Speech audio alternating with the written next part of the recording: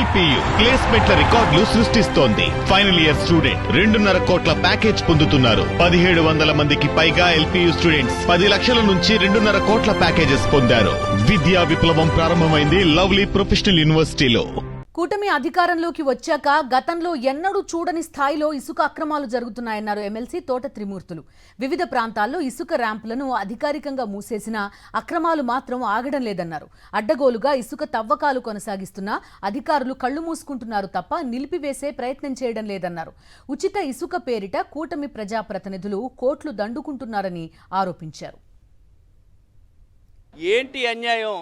రాత్రి లేదు, పగల లేదు, ఒక టైము లేదు, పాడు లేదు, ఇష్టం వచ్చినట్టు కనీసం ప్రజల కోసం ఆలోచించేటువంటి పరిస్థితి లేదు, అధికారులు పట్టించుకునే పరిస్థితి లేదు.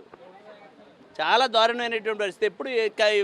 ఇప్పటి వరకు ఎవరు ఊహించలేనటువంటి పరిస్థితులు కనపడుతున్నాయి. 2 విషయాలు ఇక్కడ ఇసుక విషయంలోనే అదే పరిస్థితి. లిక్కర్ విషయంలో లిక్కరు ఏర్లై పారుతుంది ఎక్కడ చూసినా.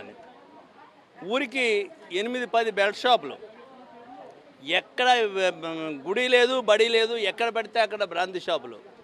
అసలు ఏంటి ఈ విధానం? అసలానే గతంలో జగన్మోహన్ రెడ్డి గారి పరిపాలనలో ఊరికి అవతలే బ్రాంతి షాప్ ఉండేది. ఊరి మధ్యన ఎక్కడ జనావాసంలో మాత్రం బ్రాంతి షాపులు ఉండేవి కాదు. ఈరోజు ఎక్కడ పడితే అక్కడ జనాలు ఎక్కడుంటే అక్కడ వ్యాపారం చేయాలనేటువంటి ఉద్దేశంతో గతంలో జగన్మోహన్ రెడ్డి గారు రేషన్ మాత్రమే డోర్ డెలివరీ చేసేవారు. ఈవేళ మందుబాబులకి లిక్కర్ మాత్రం డోర్ డెలివరీ చేసేటువంటి పరిస్థితి ఈ కూటమి ప్రభుత్వంలో జరుగుతుందంటే సిగ్గుపడవలసినటువంటి పరిస్థితి ఉంది.